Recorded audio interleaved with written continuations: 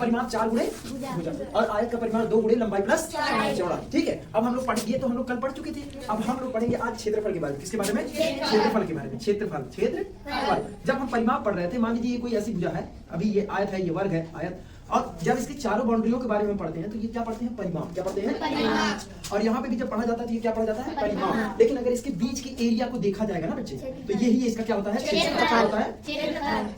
क्षेत्रफल इसे अंग्रेजी में बोला जाता है एरिया। क्या बोला जाता है? एरिया। क्या? कौन सी एरिया? एरिया। तो समझ में आ गया? आप पढ़ेंगे वर्ग का क्षेत्रफल। भुजा गुणे सॉरी ये भुजा हमारा बार बार भुजा बन जाता है। मैंने जैसे पूजा को देखा है तब से ये भुजा कई बार ऐसा होता है। क्यों पूजा है कि नहीं? तुम्हारा भी नाम कैसे पूजा? बड़ा ऊ लिखती हो छोटा ऊ? बड़ा ना, इसी वजह से नाम बोल रहा है। बताए नहीं, पहले हमको बता देना चाहिए। वर्ग का क्षेत्रफल भुजा गुणे भुजा। भुजा का वर्ग भी कर सकते हैं, क्योंकि एक ही चीज का जब दो बार गुणा करते हैं, ए में ए का गुणा करेंगे ए स्क्वायर आ जाता है। क्योंकि अभी आप लोग कक्षा 7 में जाएंगे तब आप घातांक पढ़ेंगे, तब उसमें बताया जाएगा। एक बैग आपको मैं नहीं बता सकता, लेकिन आप ये जानिए कि इसको हम ये भी लिख सकते हैं। देखिए बच्चों, भुजा का वर्ग यानी इस पे दो का, जैसे मैंने आपको बताया था ना, वो वर्ग निकालने के लिए 2 बराबर 2, 2 गुणे 2 मतलब 2 दूनी 4। तो इस तरह की चीजें वही चीज है ना कि भुजा गुणे भुजा मतलब भुजा का वर्ग। ठीक है गोलू जी, आपका ध्यान केवल बोर्ड पे होना चाहिए और कहीं। ठीक है गोलू जी, गोली खेल के। अब बताइए, देखिए वर्ग होगा। अब आयत, आयत का क्षेत्र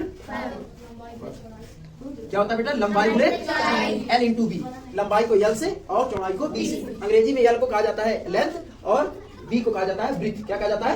लंबाई और चौड़ाई। लंबाई जैसे मेरी ये लंबाई और चौड़ाई मेरी बॉडी की यहाँ से यहाँ करने तक ये जो शीट से उसकी चौड़ाई है। ठीक है, तो ये है। अब क्वेश्चन पे आते हैं। सबसे पहले एक क्वेश्चन हम लोग लगाते हैं, किताब में जो क्वेश्चन दिया उस हिसाब से पहले क्वेश्चन को आते हैं और देखते हैं।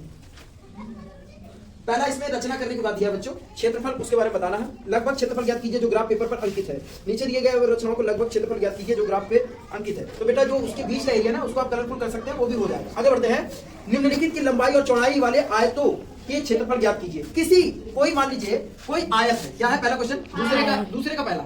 ठीक है, इसमें फिगर बनाना है, तो इसलिए मैं आपको ड्रॉप कर रहा हूँ। आप लोग करके आइए घर से। अब इसमें क्या दिया है? लंबाई कितना दिया है बेटा?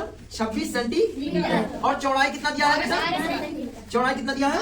12 सेंटीमीटर। अब चौड़ाई 12 सेंटीमीटर, लंबाई इतना, तो बेटा आयत का बात नहीं क्षेत्रफल, आयत का सूत्र क्या था बच्चों? लंबाई गुणे चौड़ाई। अब इसके बाद की प्रक्रिया मैं नहीं आपको बताएंगे। क्या नाम भाई साहब आपका? आदित्य जी। आइए कर लेंगे, नहीं कर पाएंगे आप? आइए आप बताएंगे।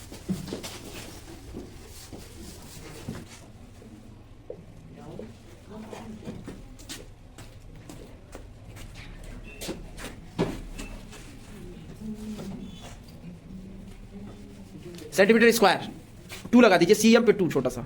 हाँ बस बेटा 5 सेंटीमीटर। ये क्या है? ये वर्ग है। क्या है? वर्ग। इसमें ही चारों भुजाएं, ये चारों भुजाएं बराबर होती हैं। चारों भुजाएं क्या होती हैं?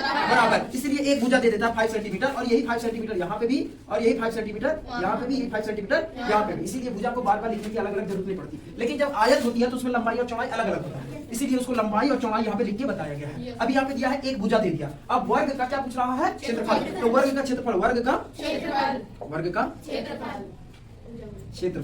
का क्षेत्रफल भुजा का गुणा भुजा से। अभी यहाँ लिख रहे हैं भुजा का गुणा पूजा से, है ना? उसी तरीके से भुजा का गुणा भुजा से। ठीक है, तो सर ये बार बार भुजा वाला बड़ा उच्च मात्रा है।